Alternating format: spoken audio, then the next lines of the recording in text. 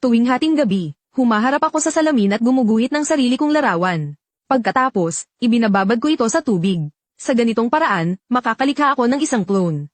At lahat ng bunga ng pagsasanay ng clone na ito, pag-unawa sa mga teknik, karanasan sa laban, ay kayang i-sync sa aking tunay na katawan. Kaya naman, ikinalat ko ang mga clone ko sa buong mundo ng cultivation. Ang ilan ay pumasok sa mga sagradong lupain at naging dominanti. Naging walang kapantay na henyo na may pambihirang talento. Ang iba naman ay sumabak sa landas ng kasamaan, umakyat sa tuktok, at naging demon lord. Mayroon ding nagtago sa mundo ng mga mortal, namuno sa mga samahan ng negosyante, at kumontrol ng mga dinastiya. Simula noon, sa hindi mabilang na mga tryhard sa mundo ng cultivation. Kalahati sa kanila ay mga clone ko. Nakakalat sila sa lahat ng kaharian. At sama-samang bumuo ng isang network ng kapangyarihan na sumasakop sa buong mundo ng cultivation. Samantalang ang tunay kong katawan, ay nasa isang maliit na bayan lang ng mga mortal, nagpapakabatugan. Araw-araw, nakahiga lang ako sa bakuran at nagpapaaraw. Sa mga oras na ito, ako nakalilikha lang ng unang clone ko. Habang tinitingnan ng system interface para sa pag-customize ng mukha, hindi ko maiwasang mapaisip ng malalim. Hindi pwedeng gumawa ng gwapo. Masyadong agaw pansin kapag sobrang gwapo. Sa panahong wala pa akong lakas, magiging problema kung magustuhan ako ng kung sinong mayamang matrona o manyak na cultivator. Mas lalong hindi pwedeng gumawa ng magandang babae. Ang kagandahan ay nagdudulot ng kapahamakan. Kahit na pwedeng gamitin ang ganda para kumita ng mabilis. Pero masyadong delikado. Madaling makahatak ng mga eksenang parang sa telenovela. Hindi ko pa kayang protektahan sa ngayon. Kailangang praktikal at matibay. Kailangang magmukhang basagulero na hindi mo gugustuhin kalabanin. Pero dapat yung tipo na kapag inihalo mo sa karamihan, walang sino man ang papansin, isang pangkaraniwang tauhan lang. Gumuhit ang daliri ko sa hangin. At sinimulang ayusin ang mga parameter. Taas, ginawang 2 metro at 10 sentimetro, maskulado at malapad ang katawan. Muscle mass, itinaas sa sukdulang kaya ng tao. Dapat makapalang leeg para magmukhang matibay sa bagbog. Kulay ng balat, ginawang medyo maitim na bronze. Ito ang patunay ng maraming taon ng mabigat na pagtatrabaho. At para naman sa mukha, nag-isip ako sandali, pumili ako ng medyo blanco at walang ekspresyon na mukha para sa clone. Isang malaking kwadradong mukha na may mga matang tulala. Idinagdag pa ang magulong crew cut. Sa itsurang ito, malalaman mo agad na hindi masyadong matalino. Pero isa siyang tanga na may pambihirang lakas. Kinumpirma ang matagumpay na paglikha ng clone. Pinangalanan ko siyang Ada. Sa pagpindot ng confirm button, ang namumuong ulap ay biglang tumigil at namuo. Isang malakas na kalabog ang umalingaw-ngaw. Isang matipunong lalaki na parang toring bakal. Hubot-hubad na nakatayo sa masikip na silid. Ang ulo niya ay halos tumama na sa biga ng kisame. Sa sumunod na segundo, isang kakaibang pakiramdam ang bumalat sa akin. Natuklasan kong nahati ang aking pananaw. Nakikita ko ang sarili kong nakaupo sa gilid ng kama. At nakikita ko rin ang payat na binatang nasa harapan ko. Sinubukan kong itaas ang aking kamay. Itinaas ng orihinal kong katawan ang kaliwang kamay. Itinaas naman ni Ada ang kanang kamay niyang sinlaki ng pamaypay. Ang dalawang kamalayan ay walang anumang salungatan. Para lang itong pagkakaiba ng kaliwa at kanang kamay. Sa katunayan, mas maliksi pa nga. Tumayo ang orihinal kong katawan. At umikot ng 2 beses sa paligid ni Ada. Inabot ko at pinisil ang mga kalamnan sa braso ng clone. Matigas na parang bato. Gawa ng system. Talagang dekalidad. Bagamat nasa antas pa rin ng isang mortal. Ang pangangatawan na ito ay tiyak na tuktok sa lahat ng mortal. Pero problema ang damit. Hinalughog ko ang lahat ng bol at aparador. At natagpuan ang ilang lumang damit na lino na iniwan ng aking ama noong nabubuhay pa siya. Kinailangan ko ng matinding pagsisikap. Para pagtagpi-tagpiin at ayusin ang 2 damit. Para lang maipasuot ng sapilitan kay Ada. Bagamat bitin na bitin ang pantalon. At masikip na parang leggings. Pero buti na lang at natakpan ang mga mahalagang bahagi. Sige na, Ada. Bumalik ako sa pagkakaupo sa kama. Naging malalim ang aking tingin. Malapit nang maubusan ng pagkain sa bahay. Kailangan mong kumita ng pera. Paano ba ang pinakamabilis na paraan para kumita ng pera? Hindi pwedeng magnakaw. Kahit naliblib ang bayan ng Qingshan. May mga alagad pa rin ng batas. Kapag tinugis ka na, napakalaking problema. Madali lang akong mabubuking. Masyadong mabagal kumita sa mabibigat na trabaho. Biglang pumasok sa isip ko ang kanlurang bahagi ng bayan. Yung lugar na tinatawag na Zuoshenglu. Sa unang tingin, isa itong bahay aliwan at inuman. Pero sa ilalim nito ay isang mausok at magulong sagalan. Mayroon din itong kulungan para sa labanan ng mga hayop na nagbibigay aliw sa mayayamang mga ngalakal. Ang tinatawag nilang labanan ng mga hayop. Kung minsan ay tao laban sa aso. 5 tail ng pilak ang panalo sa isang laban. Kapag natalo, bali ang kamay at paa mo. Ada, pumunta ka sa Zuoshenglu. Pinikit ko ang aking mga mata. At inilipat ko ang halos lahat ng aking kamalayan sa aking kakambal. Medyo nakakasilaw ang sikat ng araw sa katanghalian. Itinulak ni Ada ang pinto para bumukas. At pabagsak siyang yumuko para lumabas. Nakatapak lang siya. Bawat tapak niya sa maputik na lupa ay nagiiwan ng malalim na hukay.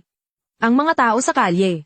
Nang makita ang isang dambuhalang lalaki na mukhang tanga at matigas na parang toring bakal, ay nagsitabihan para umiwas. Walang ekspresyon ang mukha ni Ada.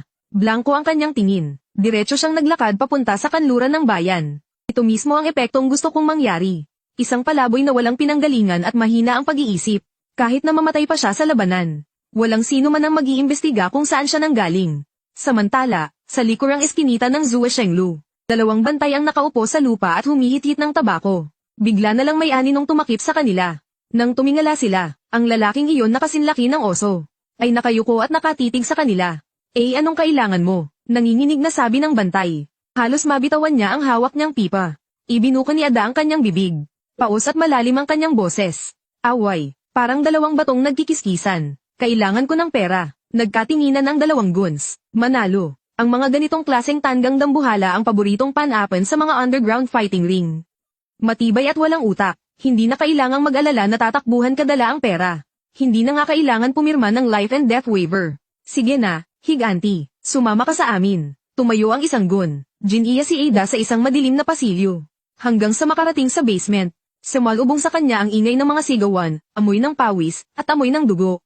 Sa loob ng isang holang bakal, 2 lalaking walang pang-itaas ang nagbubugbugan, puno ng dugo ang kanilang mga mukha. Ang mga manunugal sa paligid ay iwinawagayway ang hawak nilang salapi. Namumula ang kanilang mga mata. Manager Wang, may magandang materyales dito. Sumigaw ang gun. Isang nasa katanghaliang gulang na lalaki na may bigete ang lumapit. Sinuri niya si Ada mula ulo hanggang paa. Tumango ng may kasiyahan. Manalo sa isang laban, bibigyan kita ng 5 pirasong pilak. Matalo, ilalabas kang karga. Pera. Kapag nanalo, bigyan mo ako ng pera. Gusto mo bang subukan ngayon? Sakto, kulang kami ng tao. Sige, walang masyadong Saturday. Bumukas ang pinto ng holang bakal. Ang talunan mula sa nakaraang laban ay kinaladkad palabas na parang patay na aso. Pumasok si Ada sa loob ng hawla. Ang kalaban niya ay isang payat ngunit matipunong lalaki na may palayaw na maddog. Ang kanyang mga kamay ay nakabalot sa magaspang na lubid na abaka. May mga piraso pa ng laman na nakadikit dito. Nang makita ni Mad Dog ang clumsy na itsura ni Ada, natawa siya. Itinapak niya ng madiin ang kanyang mga paa. Ang buong katawan niya ay sumugod na parang isang bala ng kanyan. Diretso niyang pinuntirya ang ibabang bahagi ng katawan. Ito ay isang nakamamatay na atake sa mga away kalye. Ngunit sa ilalim ng kontrol ng aking dalawahang pananaw. Ang galaw na ito ay katawa-tawa sa kabagalan. Hindi sa mabagal si Mad Dog, kundi dahil sa napakabilis na paningin ni Ada. Idagdag pa ang malamig at walang awa kong prediksyon na hindi siya iiwas. Nanatiling nakatayo ng tuwid si Ada. Hinayaan niyang bumagsak ang suntok ni Mad Dog sa kanyang tiyan. Isang malutong nakalabog ang narinig, at nanigas ang ngiti sa mukha ni Mad Dog. Pakiramdam niya, parang sumuntok siya sa isang bakal na binalutan ng makapal na katad ng baka. Kuminang ang sakit sa kanyang pulso. Sa sumunod na sandali, isang dambuhalang palad ang dumagan sa ulo ni Mad Dog. Ni hindi man lang gumamit ng kahit anong teknik si Ada. Ginamit niya lang ang bentahe niya sa tangkad at lakas, na para bang pumipisa lang ng isang tipaklong. Hinawakan niya ang ulo ni Mad Dog at ibinagsak sa sahig. Boom! Nagliparan ng alikabok. Agad na tumahimik ang buong silong. Nangisay ng 2 beses si Mad Dog. Tapos ay hindi na gumalaw. Isang iglap, patay. Natigilan ng ilang sandali ang mga manunugal sa itaas. Pagkatapos ay umugang ang nakabibinging hiyawan. Wala silang pakialam kung sino ang mananalo. Ang gusto nila ay ang ganitong klase ng purong karahasan at pagdomina. Sumigaw ang referee hanggang sa pumiyok. Ang nagwagi, ang walang pangalang higanti. Bumukas ang holang bakal, ni hindi man lang sinulyapan ni Ada si Mad Dog na nasa sahig. Diretso siyang naglakad sa harap ng natulalang si Steward Wang. At muling inilahad ang kanyang kamay. Pera, walang anumang pagbabago sa ekspresyon sa kanyang mukhang seryoso. Napalunok si Steward Wang. Dumukot siya ng isang inggit na pilak na nagkakahalaga ng 5 tael mula sa kanyang bulsa. At inilagay ito sa dambuhalang palad na iyon. Lalaban pa, tiningnan siya ni Steward Wang na parabang isa siyang puno ng pera. Tinimbang-timbang ni Ada ang pilak. Basta na lang niya itong isinuksok sa masikip niyang sinturon. Tumalikod siya at muling pumasok sa hawla. Tuloy, sa loob ng isang sirasirang bahay na gawa sa tisa. Iminulat ko ang aking mga mata. Isang bahagyang ngiti ang gumuhit sa aking labi. Napakasarap ng pakiramdam na ito. Hindi ko na kailangang itaya ang sarili kong buhay. Huwag kang mag-alala na masaktan. Kailangan mo lang itong laruin na parang isang laro. At ang pera ay tuloy-tuloy na papasok. 5 tael na ang nakuha. Sa bilis na ito, Kailangan ko na lang manalo ng isa pang laban. At mababawi ko na ang puhunan para kay Ada. Mula sa ikatlong laban, puro tubo na lahat. Hindi pwedeng pera lang ang kikitain ko. Dahan-dahan kong tinapat ang mga daliri ko sa gilid ng kama. Mabilis na tumatakbo ang isip ko. Simula pa lang ito, kapag nakaipon na ako ng unang kapital. Kahit ilang dosenang tail lang. Pwede na akong gumawa ng 2 o 3 pang clone. Sa panahong iyon, ang isa ay magpapatuloy sa pakikipaglaban para kumita ng pera. Ang isa naman ay pupunta sa Batika para maging apprentice. Lihim na pag-aaralan ng kaalaman sa paggawa ng gamot. At ang isa pa, napatingin ako sa labas ng bintana, sa malayong bundok na natatakpan ng ulap at hamog. Iyon ang teritoryo ng Chindian sect. Narinig ko na ang Chindian sect ay taunang tumatanggap ng mga alagad para sa mabibigat na gawain. Kahit mahirap maging alagad doon, pero magkakaroon ka ng access sa mga pinakapangunahing pamamaraan ng paglinang ng chi. Masyadong mapanganib kung ang tunay kong katawan ang pupunta. Narinig ko na ang mga alagad doon ay madalas na binubuli ng mga outer sect disciple. Kahit na mamatay sila sa bugbog, walang sino man ang mangingialam. Kapag nakaipon na ako ng sapat na pera, si Aer na ang papupuntahin ko. Nag-inat ako, at muling ipinikit ang aking mga mata. Ibinalik ko ang aking kamalayan kay Ada. Sa loob ng basement, nakapasok na sa kulungan ang bagong kalaban. Isa siyang matipunong lalaki na may hawak na pamalong gawa sa kahoy. Nanatiling walang ekspresyon si Ada. Para siyang isang malamig na bato. Sa aking mga mata, hindi siya isang kalaban. Malinaw na isa siyang kalahating clone na naglalakad. Lahat sila ay mga experience pack ko. Lagutok, asterisk. Iyon ang malutong na tunog ng nabaling buto. Hindi ito gaanong kapansin-pansin sa maingay na underground fighting ring. Ngunit sa pandinig ng taong sangkot, para itong isang malakas na kulog. Napasigaw sa sakit ang matipunong lalaki na may hawak na pamalo. Hindi pa man lang nakakaimik, ay sinalpok na ng balikat ni Ada at tumilapon. Ang buong katawan niya ay damaykit sa bakal na kulungan na parang isang painting. Pagkatapos ay walang buhay siyang dumulas pababa. Natahimik ang buong lugar sa loob ng 1 segundo. At agad itong sinundan ng mas malakas pang hiyawan. Isa na namang mabilis na panalo sa pangatlong laban. Sa kinauupuan ng mga manunood. Nagliparan sa ere ang mga tiket na iwinawagayway ng mga sugarol. Ang ilan ay masayang-masaya sa kanilang panalo. Ang iba na may halos suntukin ang dibdib sa sobrang panghihinayang. Nakaupo ako sa gilid ng kama sa loob ng isang sira-sirang kwarto. Malamig ang aking tingin, para bang nanonood lang ako ng isang boring na silent film. Nakablak ang pakiramdam ng sakit. Ito ang hidden feature ng system. Ang totoo niyan, tinamaan kanina ng pamalo ang balikat ni Ada. Kung sa ordinaryong tao nangyari yun, siguradong hindi na niya maiaangat ang braso niya sa sobrang sakit. Pero para sa katawang clone na ito, kaunting bawas lang ito sa kanyang health bar. Kaya hindi man lang naapektuhan ang kanyang mga kilos. Nakatayo si Ada sa gitna ng kulungan. Nakatapak ang kanyang mga paa sa malagkit na putik at dugo. Blanko at paus pa rin ang kanyang boses. Nasa gilid ng entablado si Manager Wang, hinihimas ang kanyang mahabang bigete. Ang dati niyang tingin ng paghanga ay napalitan na ng pag-iisip na mapanlamang. Ang higanteng ito, ni isang patak ng pawis ay walang pamatak. Isa siyang halimaw na nagkatawang tao. Ay laban niyo siya sa butcher para bumaba ang odds niya.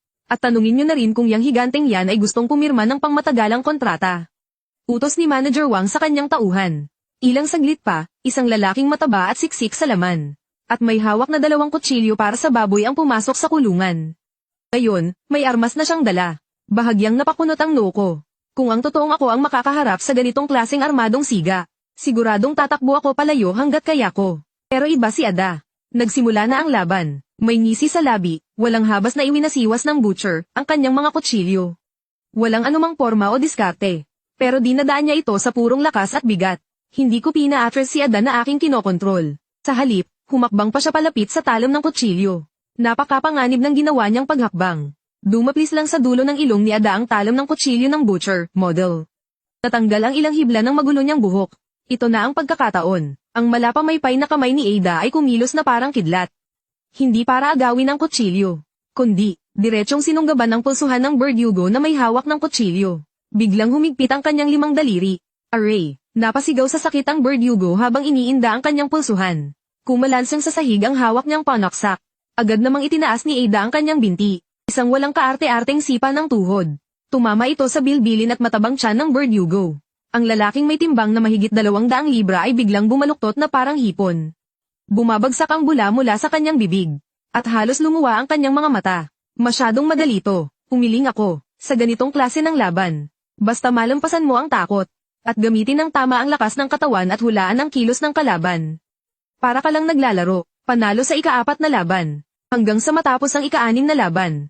Ang damit ni Ada na gawa sa sako. ay punit-punit na. Ang kanyang kulay tansong mga kalamnan ay may iilang mga gasgas na dumudugo. Pero mas lalo lang tumindi ang kanyang mabangis na aura. Wala nang nangahas na umakyat sa entablado. Napilitan ang tagapamahala na itigil ang laban. Tama na, hanggang dito na lang para sa gabing ito. Bumaba ka na at kunin ang pera mo. Itong si Higanti, kung magpapatuloy pa siya sa paglaban, wala nang tataya sa ibang mga laban ngayong gabi. Inihagis ni Manager Wang ang isang mabigat na supot ng pilak kay Ada. Kumislap ang kanyang mga mata. Higanti, bumalik ka araw-araw. Dodoblehin ko ang bayad sa'yo, anong masasabi mo? Sinalo ni Ada ang supot ng pera. Walang emosyon niya itong isinilid sa kanyang pantalon. Yun na lang ang natitirang bahagi ng damit niya na buo pa. Ang tanging lugar na mapaglalagyan nito. Pagod na, matutulog. Tumalikod si Ada at naglakad palayo. Hindi man lang pinansin ang alok ni Manager Wang. Sinubukang harangin ng dalawang tauhan. Pero pinigilan sila ng isang kumpas mula kay Manager Wang. Hayaan niyo siyang umalis, ang mga taong tulad niya ay makitid ang isip. Basta't pera ang kinikilala niya. Tiyak na babalik yan bukas. Paglabas ng Zhou Shenglu, hindi dumiretso si Ada pabalik sa silid. Naging maingat ako, kinontrol ko si Ada para umikot ng 3 beses sa bayan. Sinadya kong dumaan sa mga madidilim na eskinita. Nang makasiguro akong walang buntot na nakasunod, saka lang kami huminto sa isang abandonadong templo sa labas ng bayan. Pagkatapos, isiniksik ni Ada ang supot ng pera sa ilalim ng altar.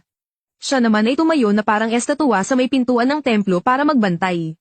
Makalipas ang halos 1 oras, isang payat na anino ang dahan-daang pumasok sa templo sa ilalim ng dilim ng gabi. Kinuha niya ang supot ng pera. Pagbukas niya rito, nakita niya ang 40 tail na pilak. Sobra pa ng 10 tail ang ibinigay. Mukhang may magandang hinaharap si Ada.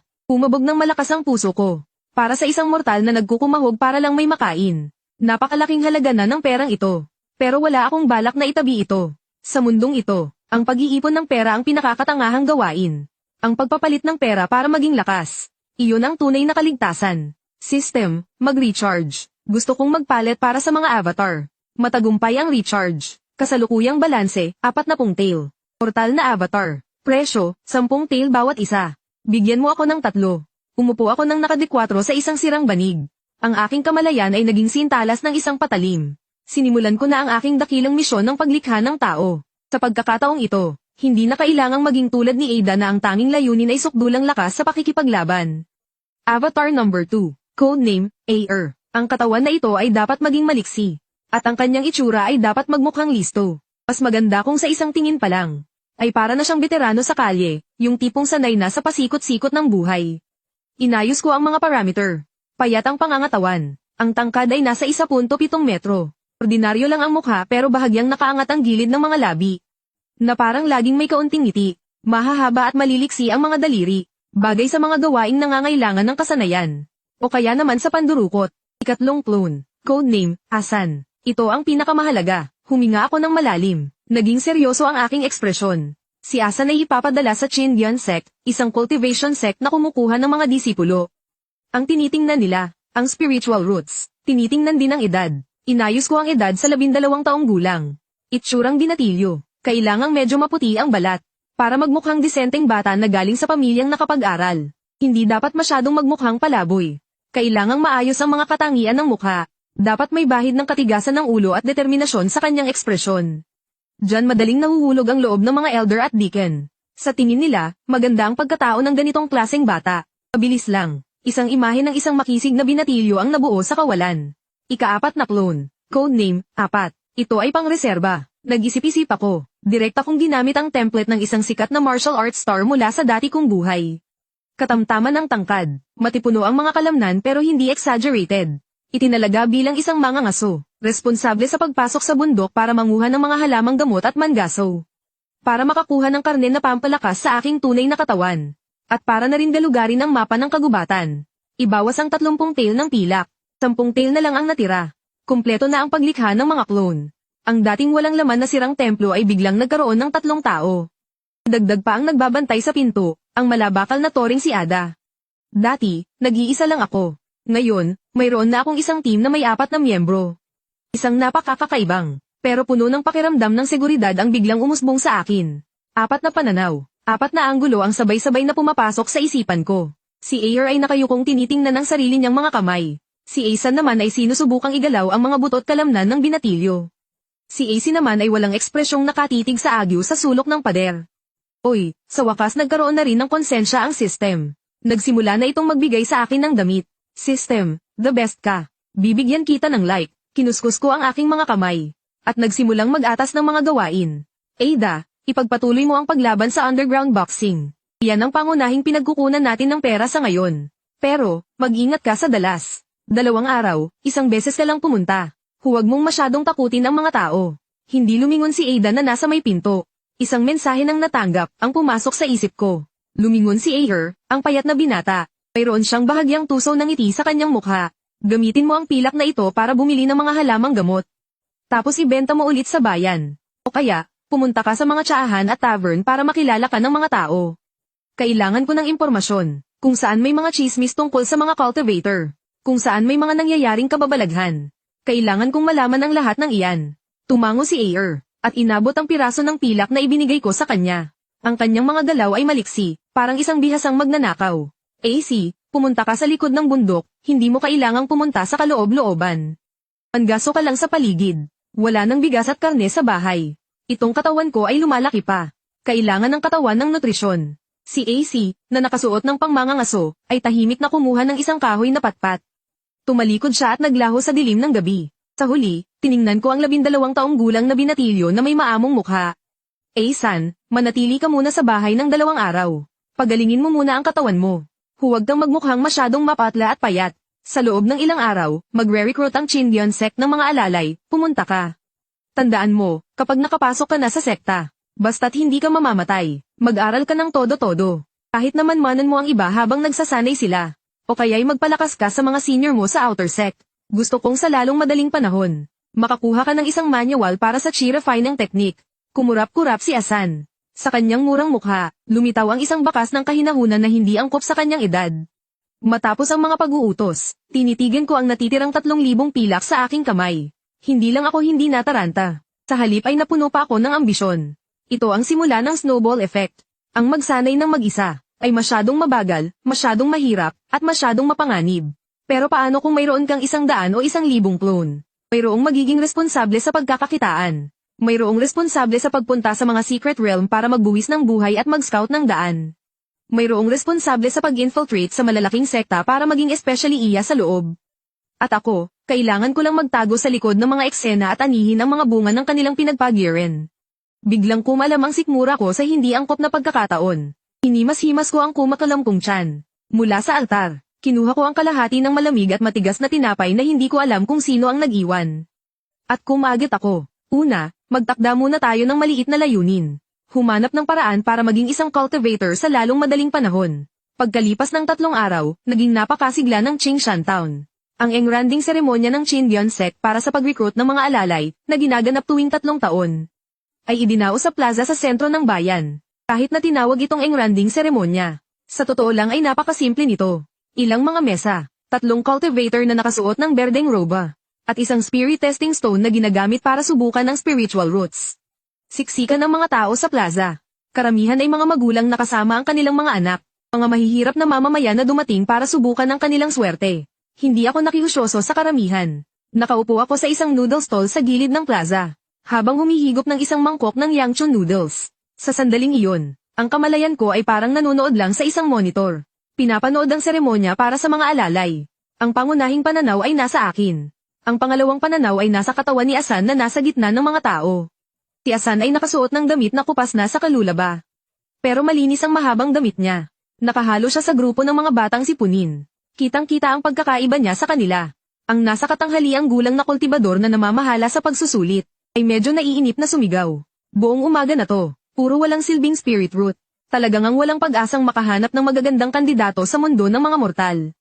Lumapit si Asan. Ayon sa utos ko, umarte siyang tila kinakabahan. At hindi mapakali, ipinatong niya ang kanyang kamay sa maalikabok at kulay abong bato. Dahil para lang naman ito sa mga alalay. Hindi na kailangan ng napakagaling na talento. Kahit na wala pang spirit root. Basta't malakas ang pangangatawan, masunurin at mabait, minsan ay tinatanggap din sila para sa mabibigat na trabaho. Bahagyang umilo ang bato ng isang malamlam na puting liwanag. Ay kahalo itong napakahinang sinag ng kulay berde. Tinaasan ng kilay ng nasa katanghaliang gulang na kultibador. Tinitigin niya si Asan. Nakita niyang maamo ang mukha ng binatilyo. Bagamat mahiyain ang tingin nito, may bahid ito ng katalinuhan. Hindi niya napigil ang bahagyang tumango. Anong pangalan mo? Sagot po, Immortal Master. Ang pangalan po ng abang lingkod ay Fansan. Pangalan niya na basta ko lang naisip. Bilang pag-alala na ito na ang ikatlong mortal kong katawan. Basta na lang naghagis ang nasa katanghaliang gulang na kultibador ng isang kahoy na plate kay Asan. Pumunta ka sa hardin at tumulong sa pagdamo. Ipagpalagay mo nang nakapasa ka na. Mula sa mga tao, bumuhos ang hindi mabilang na tingin ng paghanga at inggit. Nakapasok na sa tarangkahan ng mga immortal. Kahit bilang isang alalay lang. Para na ring sinabing kapag umasenso ang isa, damay na ang buong pamilya. Mula ngayon, sa harap ng mga mortal, mas mataas na ang tingin sa kanila. Ako, na kumakain ng noodles sa di kalayuan. Bahagyang umangat ang gilid ng kanyang labi. Inubos niya ang huling higop ng sabaw. Ayun na, basta't makapasok lang ako. Ang mga pamamaraan ng Chindian sect. Hindi magtatagal, mapapasa kamay ko rin. Sa sandaling iyon, biglang may matinding naramdaman mula sa isa pang pananaw. Si Aer, nasa pinakamalaking sanglaan siya sa bayan, ang Jinyutang. Sa pamamagitan ng mga mata ni Aer, nakakita ako ng isang kakaibang jade pendant. Nakalagay ang pendant sa pinakatagong sulok ng counter. Puno ng putik at dumi. Mukha itong basurang hinukay lang mula sa lupa. Pero ang notification box ng system, bigla na lang lumitaw sa paningin ni Aer. Nakadetect ng mahinang spiritual energy fluctuation, posibleng piraso ng isang low-level magical artifact. Biglang humigpit ang pagkakahawak ko sa aking mga chopsticks. Jackpot! Ang system na to, may treasure hunting radar function pala. Sa loob ng Jinyutang. Si Aer, na nakasuot ng pangkaraniwang damit, ay nakadungaw sa counter. Nakikipagtalo sa tindero. Boss, itong basag na jade, 5 tails ang benta mo. Mukha kayatang pera, ha? Tingnan mo tong biyak. Kahit pang kalso sa mesa, nakakahiya pang gamitin. Kitang-kita ang pandidiri sa mukha ni Aer. Talsikan pa ng laway kung magsalita. Isang payat at matandang lalaki ang tindero. Inirapan lang siya, bilhin mo kung gusto mo, huwag kung ayaw mo. Pamana yan ng pamilya na hindi na natubos. Kung seryoso ka, 3 tails na pilak. 1 tail. Itinaas ni Aer ang isang daliri. Bibilhin ko lang to para paglaruan ng kapatid kong engot.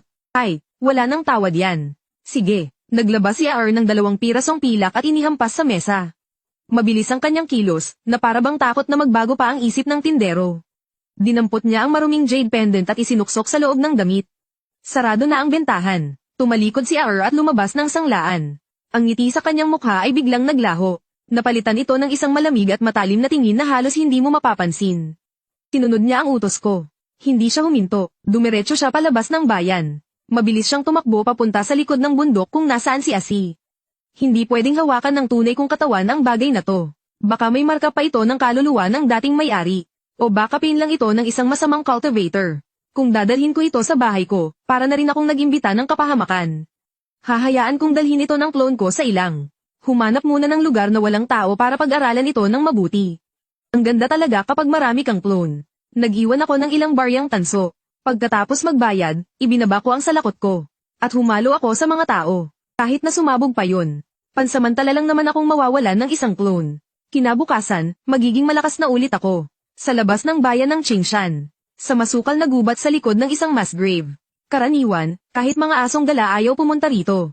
Mabigat ang enerhiya ng kadiliman. Si Aer ay nakaupo sa isang puntod na puno ng lumot. Pinaglalaroan niya sa kanyang kamay ang ninakaw na jade na galing sa sanglaan. Nakapaskil sa kanyang mukha ang karaniwang peking ngiti, pero ang mga mata niya ay walang kahit anong emosyon. Sa tapat niya, si Asi, na nakabihis mga ngaso. Nakaupo sa ilalim ng isang baluktot na puno. May hawak na kutsilyong pangtanggal ng buto. Nag-uukit-ukit siya ng kahoy. Nagliliparan ang mga pinag-ukitan. Anong sabi ng ating katawan? Biglang nagsalita si Aer sa hangin. Sa mga oras na iyon, nakaupo ako sa bahay ko.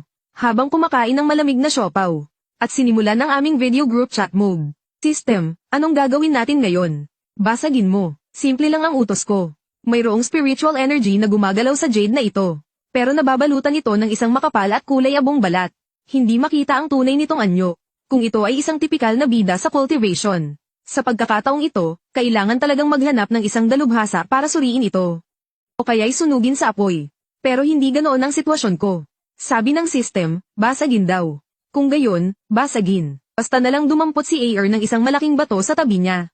Inilagay niya ang jade pendant sa ibabaw ng lapida. HMP, 2 pirasong pilak. Para lang marinig ang pagkasira mo. Tumalsik ang mga pira-pirasong bato. Walang lumabas na anumang special effect tulad ng gintong liwanag. Nagkaroon lang ito ng isang bitak. Isang bato na sinlaki ng kuko. Na may mapusyaw na kulay gatas ang gamulong palabas. Tila bumaba ng ilang antas ang temperatura ng hangin sa paligid. Isang di maipaliwanag, di mailarawang sariwang amoy ang kumalat. Dahil dito, gumana ang pakiramdam ni Aer na nakaupo sa tabi. Ang pagod niya mula sa ilang araw na paglalakbay ay tila nabawasan.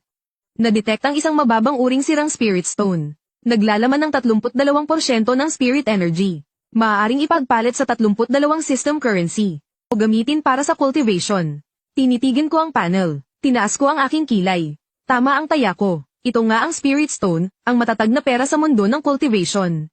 Kahit na sangkatlo na lang ang taglay nitong Spirit Energy.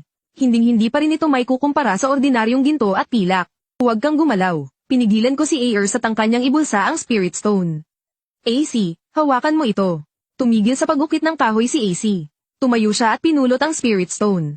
Mahigpit niya itong hinawakan sa kanyang palad. Aer, bumalik ka sa bayan at magmanman ka. I-report mo kaagad kung may anumang kakaibang mangyari. AC, manatili ka lang dito sa gubat. Huwag kang aalis kahit saan. Itong bato, kahit pa natutulog ka, dapat ay isubo mo. Huwag na huwag mong aiwawala. Matapos kong ayusin ang lahat dito, agad na lumipat ang kamalayan ko sa Servant Peak ng Chinbyan Sect. Talagang mas maganda ang hangin dito kaysa sa paanan ng bundok. Huminga ako ng malalim, nanonood hanggang sa kaibuturan ng kanyang pagkatao ang lamig. Ngunit hindi maganda ang paligid. Dose-dosenang mabababang bahay na gawa sa kahoy ang nagsisiksikan sa isang libis. Ang hangin ay may amoy ng pinagpawisan, at ang maasim na amoy ng mga latak ng gamot na nabubulok. Nakatayo ngayon si Asan sa harap ng isang bahay na gawa sa kahoy. Hawak niya ang isang set ng kulay abong damit na gawa sa magaspang na tela.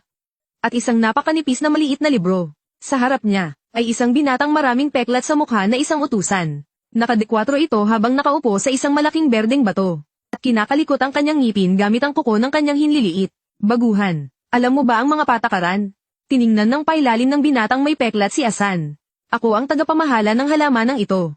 Tawagin mo na lang akong Kuya Jao. Ngayong nakapasok ka na sa tuktok ng mga tagapagsilbi. Kahit anong klaseng senyorito ka pa dati sa mundo ng mga mortal. Kailangan mong itago ang kayabangan mo. Opo, Kuya Jao. Nakayuko si Asan, na nagpapakita ng lubos na pagsunod. Itong unang 3 antas ng Changchun Gong. Ito ang gantimpala ng sekta sa inyo. Itinuro ni Kuya Jao ang maliit na libro. Huwag mong isipin na isa ka ng immortal dahil lang nakuha mo ang libro. Sa ating mga tagapagsilbing disipulo, sa 10,000 tao, baka wala ni isa ang makakaramdam ng ki. Pumunta ka na lang sa halaman ng B at tahimik kang magbunot ng damo. Kailangan mong punuin ang 3 basket araw-araw. Kapag nagkulang ka ng isang basket, wala kang pagkain. Pagkatapos magsalita, iwinagayway ni Kuya Jao ang kanyang kamay. At itinaboy niya si Asan na parang langaw. Dinala ni Asan ang kanyang mga gamit sa komunal na tulugan na itinalaga sa kanya. Sa loob ng kwarto ay may isang malaking komunal na tulugan. Mahigit 10 tao ang natutulog doon. Dumadagundong ang mga hilik. Nakahanap si Asan ng isang bakanteng pwesto sa isang sulok at umupo. Agad niyang binuklat ang librong Changchun Gong.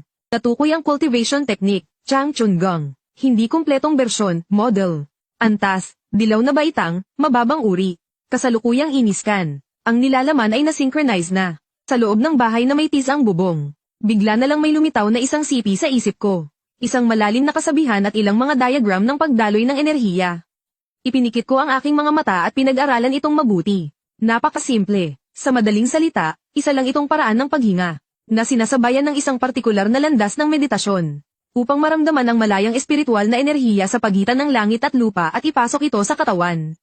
At paikutin ito sa mga meridian sa isang buong siklo. Kaya naman pala sinabi ng lalaking may peklat na sa 10,000 tao, mahirap makahanap ng isa. Matapos kong basahin, naintindihan ko na ang sitwasyon. Ang pinakamahirap na bahagi sa teknik na ito ay ang pakiramdam. Mahina ang pandaman ng mga mortal. Ang subukang hulihin ng katiting na espiritual na enerhiya sa malawak na hangin ay parang naghahanap ng karayom sa gitna ng karagatan. Kung walang master na gagabay sa iyo, at aasa ka lang sa sarili mong pag-upo doon. Kahit maupo ka hanggang mamatay, hindi ka pa rin garantisadong makapagsisimula. Ang normal na pagsasanay ay siguradong hindi gagana. Hinaplos ko ang aking baba. Ang clone ay may walang silbing spirit root. Ang kakayahan ko rin ay walang silbing spirit root. Ibig sabihin, mas malakas lang ako ng kaunti sa isang mortal. Kung susundin ko ang tamang proseso ng pagsasanay, aabutin ng ilang taon bago ko maramdaman ang enerhiya. Masyadong matagal. Ang tingin ko'y napunta sa isa pang imahe sa sulok ng aking paningin. Sa gitna ng madilim na kagubatan, si Asi ay nakaupo sa ilalim ng puno na parang isang estatwa. Habang may hawak na low-grade spirit stone sa kanyang bibig.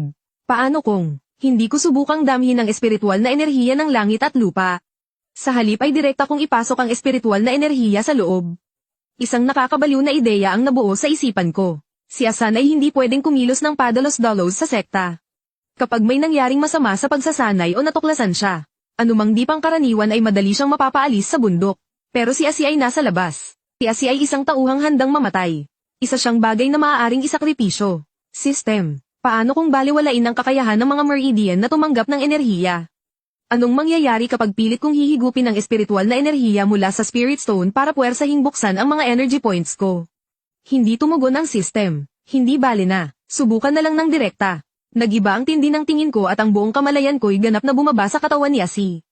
Humahaginit ang hangin ng gabi. Paminsan-minsan, may maririnig na huni ng kwago mula sa gubat. Nakaupo si Asi ng nakadekwatro. Ang mukhang iyon na parang galing sa template ng isang action superstar. Walang anumang emosyon sa kanyang matatag na mukha. Nasa bibig niya ang spirit stone na iyon. Pagsimula, kinokontrol ko si Asi. Hindi ko sinunod ang banayad na hakbang sa paggabay ng enerhiya na nakasaad sa Changchun Gong. Sa halip, direkta kong inimagine sa isip ko ang ilang mga diagram ng pagdaloy ng enerhiya. Pagkatapos, gamit ang buong lakas, kinagat ko ang isang sulok ng spirit stone hanggang sa mabasag. Rap! Isang mahinang tunog ng pagkabiyak ang narinig sa loob ng kanyang bibig. Sa sumunod na segundo, isang marahas na daloy ng init ang bumuhos pababa sa kanyang lalamunan. Hindi iyon isang banayad na daloy ng enerhiya. Para ka lang talagang lumunok ng isang bibig na puno ng kumukulong lava. Ang purong espiritual na enerhiyang nakaselyo sa loob ng Spirit Stone ay biglang sumabog ng walang anumang pampahina. Sa isang iglap, napuno nito ang dibdib at siya ni Asi. Biglang nanlaki ang mga mata ni Asi. Umbok na umbok ang mga ugat sa kanyang leeg. Ang kanyang kulay tansong balat ay agad na namula. Para siyang nilagang sugpo, sakit, isang napakatinding sakit, na parang pinupunit ka. Kung ordinaryong tao lang ito, kanina pa sana siya nagpagulong-gulong sa sahig sa sakit. Baka nawalan pa nga ng malay. Pero agad kong hinaranggan ang pakiramdam ng sakit. Kalmado ako, na parang isang siruhano. Tahimik kong pinapanood ang pinsalang natamo ng clone na ipinapakita sa system panel. Sobra-sobra ang dami ng espiritual na enerhiya. Napinsala ang lalamunan. Nagdurugo ang tiyan. Huwag pansinin. Pagpatuloy ang paggabay. Pilit kong ginamit ang aking isipan para kontrolin ang mainit na daloy na nagwawala sa loob ng katawan ni Asi. Ayon sa ruta ng unang antas ng Changchun Gong, pinipilit itong patungo sa lokasyon ng Dantian. Napakahirap ng hakbang na ito. Masyadong makipot ang mga Meridian. Masyadong malakas ang daloy ng enerhiya. Para kang gumagamit ng high-pressure water gun para bombahin ang isang manipis at kinakalawang na tubo. PFFT. Nagbuga ng dugo si Asi mula sa kanyang bibig. Tumagas din ang sariwang dugo mula sa kanyang ilong.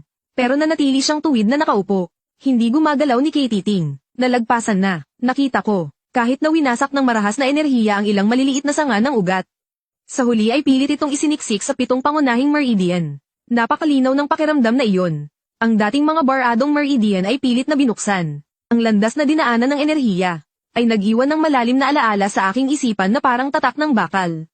Ito ang key sense. Ang iba ay gumagamit ng balahibo para dahan-daang kilitiin. Upang dahan-daang hanapin ang pakiramdam na parang kinikilabutan. Ako naman, diretsong gumamit ng bakal na pamalo para itusok. Kahit na brutal, ang epekto ay agad na nakita. Isang pag-ikot, 2 beses, 3 beses. Nagsimulang manginig ang katawan ni Asi. Dumudugo ang kanyang 7 butas sa ulo. May maliliit na butil ng dugo na lumalabas sa kanyang balat. Halos kalahati na ng basag na spirit stone ang naubos. Sa wakas, nang umabot sa ika-9 na cycle ng pag-ikot, ang katawan ni Asi ay marahang bumagsak. Pira-piraso ang mga Meridian. Malubhang nasira ang mga internal organ. Patay na. Sa loob ng bahay na gawa sa tisa. Bigla kong iminulat ang aking mga mata. Medyo namutla ang aking mukha. Tiningnan ko ang panel. Clone Asi, patay na. Dahilan ng pagkamatay. Pagsabog ng katawan dahil sa enerhiya. Resurrection countdown. 12 Shichen. Nagsisynchronize ang memorya. Boom. Isang malakas na agos ng impormasyon ang biglang pumasok sa aking isipan. Hindi iyon mga salitang nakasulat sa libro, kundi isang tunay at pisikal na memorya ng katawan. Kung paano dumadaloy ang spiritual na enerhiya sa mga Meridian. Kung saang acupuncture point ito babara. Ang init na parang nasusunog. Ang pag-alsa. At sa huli, ang kititing na lamig na bumabalik sa dantian. Lahat ay nakatatak na sa aking isipan. Ito ba ang ligaya ng isang manlalaro na buhay ang taya? Pinunasan ko ang malamig na pawis sa aking noo. Ngunit isang ngiti ang sumilay sa gilid ng aking labi. Agad kong inilipat ang aking kamalayan kay Asan na nasa malayong Chindian sect. Servant speak, sa loob ng dormitoryo. Kanina pa nagkukunwaring tulog si Asan. Ngayon, bigla siyang bumangon at umupo. Inayos ang pagkakaupo ng naka-cross leg. Tuloy-tuloy pa rin ang hilik sa paligid. Ipinikit ni Asan ang kanyang mga mata. Parang sanay na sanay, sinimulan niyang ayusin ang kanyang paghinga. Hindi na niya kailangang magpakahirap para hanapin pa ang pakiramdam ng enerhiya. Ang pakiramdam ay parang paglalakad sa isang pamilyar na daan sa gabi. Kahit walang ilaw, kahit nakapikit ay makakapa mo ang hambo ng pinto. Sa isang kibot ng kanyang isipan, ang dating manipis at kalat-kalat na spiritual na enerhiya sa hangin, ay tila hinihila ng isang uri ng puwersa. Sinusundan ng daan na nilikha ni Asi gamit ang kanyang buhay. At napakakinis na pumasok sa mga butas ng balat ni Asan. Ang unang hibla ng spiritual na enerhiya. Pumasok sa katawan, walang anumang sagabal. Nangyari ito ng natural at walang kahirap-hirap. Kung sakaling makita ito ni Senior Brother Xingjiao, malamang ay luluha ang mga mata niya sa gulat. Kahit na ang mga henyo sa inner sect ng aming sekta, kailangan pa ring subukan ng maingat sa loob ng ilang araw sa unang beses nilang magpapasok ng enerhiya sa katawan. Sino ba namang katulad niya, wala pang 2 oras matapos makuha ang libro. Na agad-agad nang nakapagsimula, ginabayan ni Asan ang banayad na hibla ng spiritual na enerhiya na dahan-daang umikot ng isang beses sa kanyang mga meridian. At sa huli ay nagtipon sa kanyang dantian. Naging isang maliit na puting alimpuyo na sinliit ng hibla ng buhok. Pinabati kita, host. Matagumpay kang nakapasok sa unang antas ng Chi Refining Stage. Nagsimula ka na sa landas ng immortalidad. Kasalukuyang antas, unang antas ng Chi Refining. Dahil ito ang unang beses ng host na tumahak sa landas ng immortalidad. Bilang libreng gantimpala mula sa system, lahat ng katangian ng mga nabubuhay na clone ay magsisimula ng mag-synchronize. Halos sa parehong sandali, ako, na nasa bahay na may tise sa Qingshan Town. Naramdaman ko lang na uminit ang aking tiyan. Isang mainit na agos ang biglang lumitaw mula sa kawalan. Ang pagod sa aking katawan ay biglang nawala. Ang aking pandinig at paningin ay biglang tumalas ng isang antas. Si Aer, nakasalukuyang nakikinig sa usapan ng mga nagyayabang sa kabilang mesa sa isang tavern sa bayan. Ang kopang hawak niya ay biglang nabasag. Si Ada, na natutulog sa underground na santukan. Bumaling siya. Ang mga buto sa buong katawan niya ay lumagitik. Ang linya ng kanyang mga kalamnan ay naging mas matipuno at makinis. Lahat ay nag-level up. Nagbuga ako ng maruming hangin. Habang tinitingnan ang mahinang puting ilaw na lumalabas sa dulo ng aking daliri. Kahit na napakahina nito na hindi man lang kayang patayin ang apoy ng kandila. Pero ito ang kapangyarihan ng isang cultivator. Sulit talaga ang pagkamatay ni Asi, napabuntong hininga ako. Itong paraan kung saan isang account ang nagsasakripisyo para alamin ang daan. At lahat ng account ay nakakakuha ng experience, ito ay isang bug level na paraan ng pagsasanay. Ito ang tamang paraan para gamitin ang Infinite Clone System. Ngayong nasa unang antas na ako ng Chi Refining. Pwede ko nang pabilisin ang paggawa ng pera. Tumayo ako. Inunat ko ng kaunti ang aking mga kamay at paa. Ang mga mortal na clone ay maituturing ng pinakamalakas sa mundo ng mga mortal. Ngayong may dagdag na spiritual power. Kahit hindi marunong ng spells, gamit lang ang spiritual power para palakasin ang katawan. Ang lakas ni Ada ay tumaas ng hindi bababa sa 3 beses. Ada, bukas, pumunta ka sa underground na santukan. Huwag ka nang magpigil. Ako ang magiging bangka. Nagpadala ako ng utos kay Ada. Dati, takot akong maging masyadong kapansin-pansin at makahanap ng gulo, model. Ngayong may pundasyon na ako sa unang antas ng Chi Refining. Sa isang maliit na lugar tulad ng Green Mountain Town. Basta't hindi ako makasagupa ng isang halimaw na nasa foundation establishment stage. Masasabi kong kaya ko nang maghari-harian dito. Samantala, sa Servants Peak ng Asher Cloud Sect. Madaling araw pa lamang. Isang matinis na tunog ang gumising sa lahat. Bangon. Bangon na kayong lahat. Oras na para magtrabaho. Si Senior Zhao, may hawak na yantok, ay buong lakas na hinahampas ang hambo ng pinto. Bakas sa mukha ang pagkainip. Ang mga bagong dating na alagad ay isa-isang bumangon na inaantok pa. At nagmamadaling nagbihis. Si Asan ay nakihalo sa karamihan, kalmado ang kanyang ekspresyon. Matapos ang isang gabing cultivation, hindi lamang siya hindi inaantok, kundi punong-puno pa ng lakas. Fan-san, pumunta ka sa hardin ng gamot na may markang Z. Tandaan mo, alising mabuti ang mga damo sa tabi ng purple leaf grass. Kapag nasira mo ang mga dahon ng spirit grass na yun, kahit ibenta ka pa, kulang pa yung pambayad mo. Nang dumaan si Senior Zhao sa tabi ni Asan, pabagsik siyang nagbigay ng babala. Naiintindihan ko po, Senior. Nagpakumbabang sumagot si Asan. Kinuha ang kanyang asarol at agad na umalis. Pagdating sa hardin ng gamot bilang 7, yumuko si Asan. Ang purple leaf grass na nakatanim dito ay ang pinakamababang uri ng spirit grass, na ginagamit sa paggawa ng pulbos na pampatigil ng pagdurugo. Iniunat ni Asan ang kanyang kamay, ngunit hindi niya agad binunot ang mga damo. Sa halip, dahan-dahan niyang pinadaloy ang kaunting spiritual energy sa kanyang katawan. At tinipon ito sa dulo ng kanyang mga daliri.